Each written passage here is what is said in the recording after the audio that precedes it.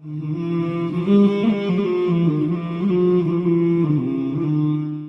اللہ الرحمن الرحیم. السلام علیکم ورحمۃ اللہ وبرکاتہ. Welcome to the segment on the 13th Hadith of Arbaeen and Nawawi. I will start by reading the matan of the Hadith for you and the translation. Bismillah ar-Rahman ar-Rahim. An Abi Hamzata Anas bin Malik radiyallahu anhu خادم رسول الله صلى الله عليه وسلم عن النبي صلى الله عليه وسلم قال لا يؤمن أحدكم حتى يحب لأخيه ما يحب لنفسه. رواه البخاری ومسلم. The translation of this hadith is, on the authority of Abu Hamza Anas ibn Malik, the servant of the Messenger of Allah, peace and blessings of Allah be upon him, from the Prophet, peace and blessing of Allah be upon him, who said, none of you truly believes until he loves for his brother what he loves for himself.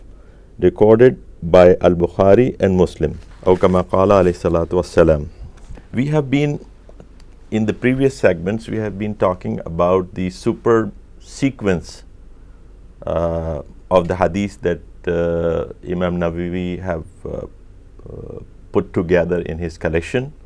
So you see, in the beginning we talked about the very fundamental aspects of the hadith. In the beginning they cover the fundamental aspects of Islam, the obligatory things and all that. And by the when we come to this hadith, like hadith 13 or even the hadith before this, we are getting into the higher level. That means now we are talking about how to perfect our iman and Islam.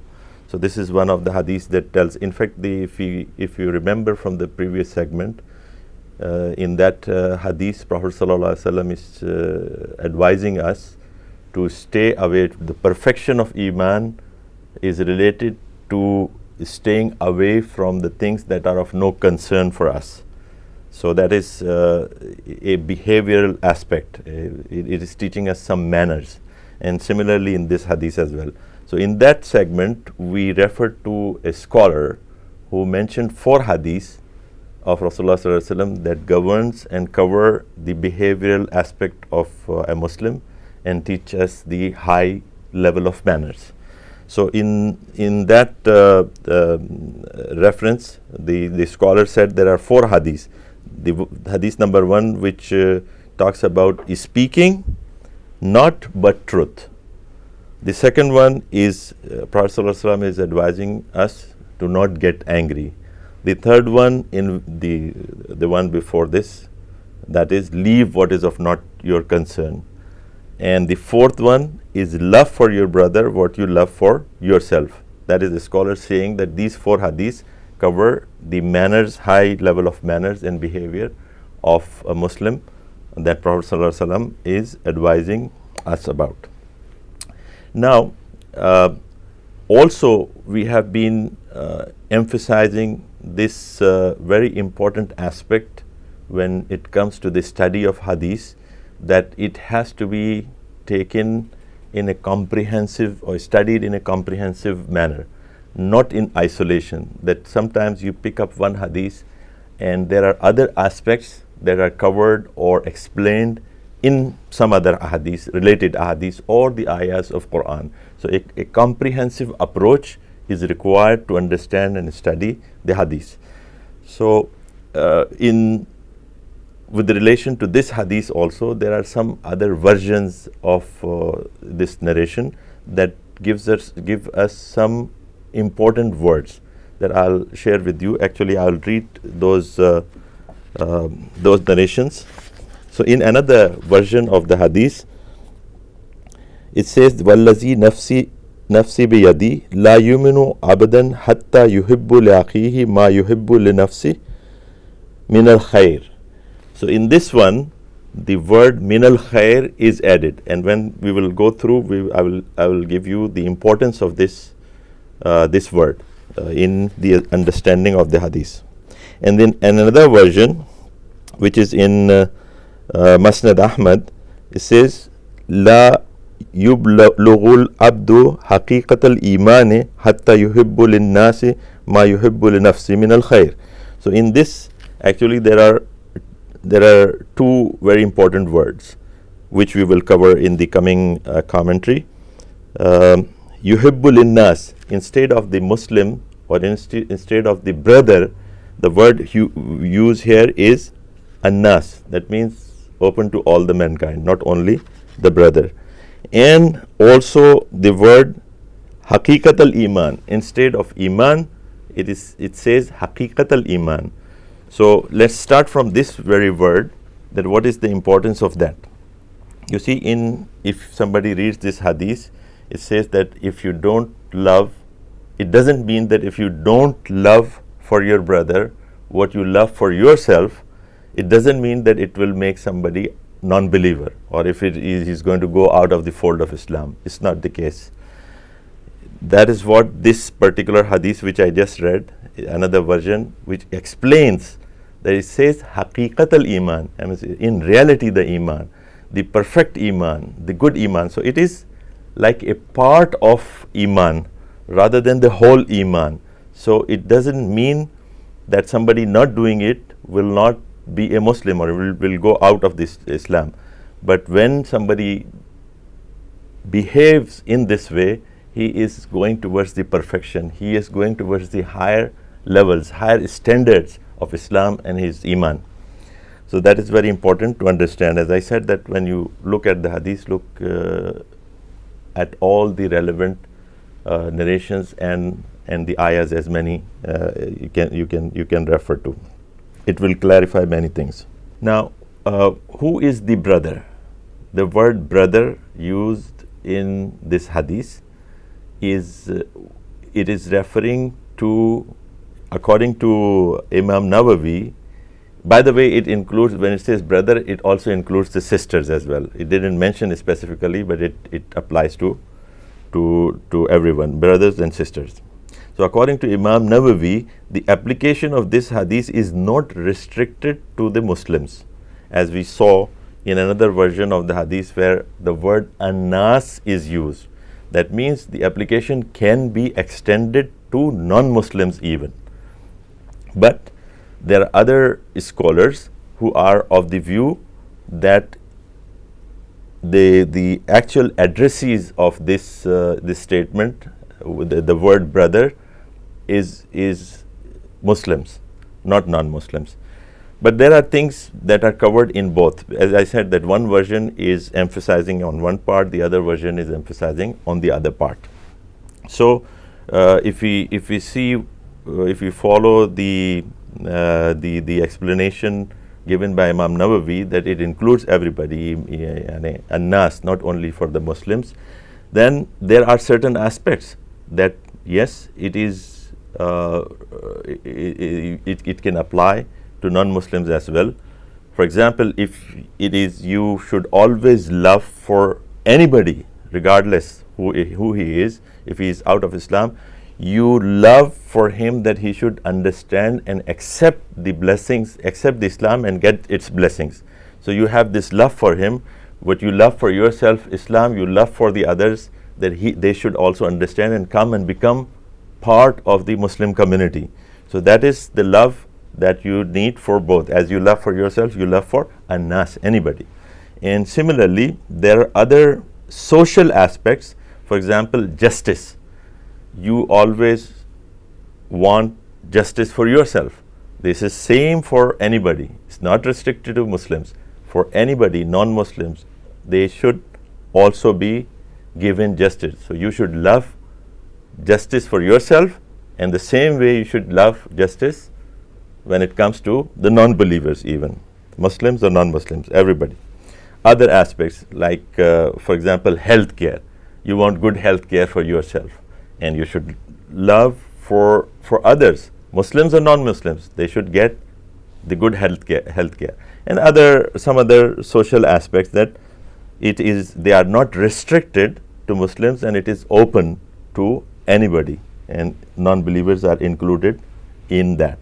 But as I said, the real addressees of this particular hadith, when the word brother is used, that word from the Quranic vocabulary, we know that it is used, the brethren is used for the Muslims. So in particular, there is a higher level of love and affection for the Muslims, the believers. So what you love for yourselves, the same way you love for your Muslim brother or Muslim sister, and it is not restricted to any color of skin, any ethnicity, any location or geographical the place where he has come from, or any financial status, or nothing. Regardless, you should love for your brother what you love for yourself. As I said, that there is from the Quran we learn that kullu mu'minuna ikhwa, yani all the Momins or believers are brethren. So there are certain special conditions that apply to the Muslims, which are not available until somebody comes into the fold of Islam. So there are some scholars who are of the view that in this particular hadith, the addressees are those Muslim brothers and sisters. Now, what not to wish for your brother. So, see, there are some good things, there are some beneficial things which are explained in the other version that I read for you, in which the word min al khair is used. That means you love for your brother from the goodies, from the good things, from the beneficial things. But if for some reason you are involved or you are liking for yourself something bad, it is not good for yourself. But if you invite someone, or if you like the other brother to have that problem as well, then it is the worst case, that you're harming yourself and you want other to be harmed as well. Like, for example, inviting somebody to a place which is inappropriate place, which is for example for drinking or for smoking or for dancing and all those things which are not, some places which are not proper. You are inviting someone to such parties and all that. That means you are doing something bad and you are inviting someone else, and that means you are liking a bad thing for your brother. So that is not in the sphere of this hadith, that even if you like something for yourself which is bad, you should not like that to happen to your brother or your sister. What one wishes for himself from khair, he should wish for the same for his brother. This is high level of piety and iman. The believers are like a body. We know that it comes in the hadith that the believers are like a body. If something happens to a part of the body, then the whole body feels the pain, and it doesn't come to rest. Even a part is hurting, so the whole body is suffering. The ummah of Muslims or brothers are like that. So now we have to look into ourselves and see at what level are we with respect to this particular aspect. That if someone, for example, are we up to this level, that do we feel the sufferings of our brethren around the world?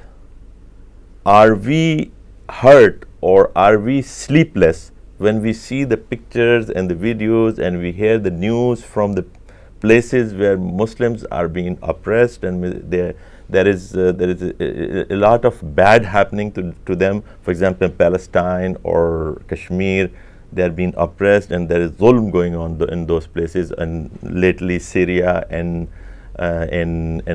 Libya and Iraq and all that, the chaotic situation that is existing. Are we sleeping, and are we at rest, and we are not even thinking about that our brothers are suffering? Because we don't like this situation for ourselves, right? So if we don't like for ourselves, how can we like and let it go for our brothers and don't do anything and sit at rest?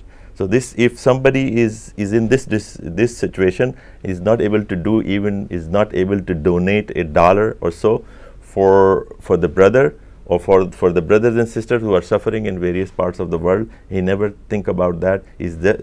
Maximum he is doing is he's discussing the thing with the other brothers and sisters and all that, and just listening to the news and just verbal lip service.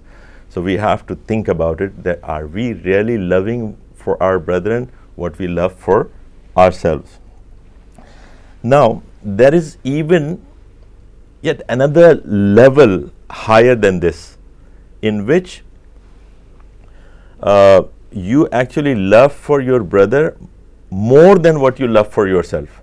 The good that you love for yourself, for your brother you love more. And the example of that is in the Ansar of Medina, in the way they behave when the Muhajirin or the immigrants came from Makkah to Medina, how they received them. There is an ayah that I will recite for you, and it sums up the thing. It said, وَالَّذِينَ تَبَوَّأُوا الدَّارَ وَالْإِيمَانَ مِنْ قَبْلِهِمْ يُحِبُّونَ مَنْ هَاجَرَ إِلَيْهِمْ وَلَا يَجِدُونَ فِي صُدُورِهِمْ حَاجَةً مِمَّا أُوتُوا وَيُؤْثِرُونَ عَلَى أَنفُسِهِمْ وَلَوْ كَانَ بِهِمْ خَصَاصَةٌ وَمَنْ يُوقَ شُحَّ نَفْسِهِ فَأُولَئِكَ هُمُ الْمُفْلِحُونَ. The translation: but those who before them had homes in Medina and had adopted the faith love those who immigrate to them, and have no jealousy in their breasts for that which they have been given of the booty, but give them, the immigrants, preference over themselves. That's what I'm saying, that more than yourself. So they were ready to share with their brothers the best part of their wealth and belonging. So this is, as I said, this is another level. This is from Surah Hashr. I recited for you and gave some translation. Surah Hashr, ayah number 9. So that gives us the higher level of Iman and Islam of those Ansar from Medina who were welcoming the immigrants who were not in a good position, of course, when you leave your home. And so they had a love for them which was extremely high and of a good, very high level. One thing that we can learn in this respect from our sisters, that you see the relation of mother to the child, to the children, and even in some cases the wife to the husband. You see they have a greater tendency for sacrifice. So they will eat less for themselves but give more to the children and even to the husband. So this is something, according to this hadith, that they are on a very high level. For us, it is something that we should learn from our sisters. Okay, now is there any restriction in competition? If you are liking for yourself something and you are liking for your brother the same thing or even better, that means there is no competition. You are ready to give. Yes, there are areas that you can compete, but there are areas that you give or you think about giving better than what better part of your belonging to your brother. You love for much better things for your brethren than yourself. What are the things where you can compete? In one of the ayah, it says that وَلْيَتَنَافَسُ الْمُتَنَافِسُونَ, and there are things that you should compete. You should compete with each other. It is in earning the ajr of Allah. For example, if somebody has, and you can even have envy, a kind of envy from your brother, if he is envy in a way that you want to be like him or you want to be better than him even. If somebody has mal or money and he is spending in the way of Allah, and if somebody has ilm or knowledge and he is using or spreading his ilm to the people, and you feel that you want to be like him or even better than him, so this is okay. In the good things, the competition in the good things is allowed. So like if you remember the incident when Prophet ﷺ asked for from his Sahaba to donate for a campaign, Tabuk probably, in which Umar radiallahu ta'ala anhu, he brought half of the belonging of his house, whatever he had, he brought half of that. And Abu Bakr radiallahu ta'ala anhu, he brought everything. And the Prophet ﷺ asked him, what did you leave at home? And he said that Allah and His Prophet. So this is competition in getting the ajr of Allah and getting close to Allah. So that is allowed. But there are other things in which you are advised, or you are encouraged to be good to your brother. At least think for them or love for them what you love for yourself. Or even better, if you want to be at a higher level, you give more, or you think of your brother to be in a better position, even better than yourself. This is very high level, and it is difficult sometimes. The shaitan pulls you in wrong direction, so we have to continuously fight it. And as we are emphasizing on the practical aspects of the hadith, this hadith is all practical. We don't have to look for practical aspects in that. It is just practical. You start, for example, we make some people have this habit of writing their schedule for the day. So these are the tasks of the day, 1, 2, 3, 4, 5, 6. When you write that, you think about this aspect, that am I behaving in this way, that I am liking for my brother the same thing that I am liking for myself. This is one way of practically implementing this hadith. And in every day you will be in a situation that you can apply this hadith for your brothers. Before we end, one more thing, that also we said that liking something for yourself that you want to have, is liking the same thing or loving some same thing for your brother. This is one thing. And not liking something for yourself and not liking the same thing for your brother, for example, is something bad you don't want for yourself, then you should not like for your brother also. This is the other part of it. In your home, you may not like that somebody in your neighborhood is playing loud music, or it is disturbing you. There are children playing around and there's so much disturbance. You don't like it. But when there is party going on in your own house or your own apartment, then you have to be careful about this aspect for the other brothers also, because the thing that you like for yourself, you like for the others. Parking on the street, many people will suffer because of your wrong parking. You just, for your easiness, that you want to go to some place which is closer, you just park the car in a place which is harmful for the others. But think, when you have to pass through something like that, how you will feel. So these are all practical aspects, and I hope that we learn from this hadith and apply it in our daily lives. As we say, that follow the Prophet and change your life.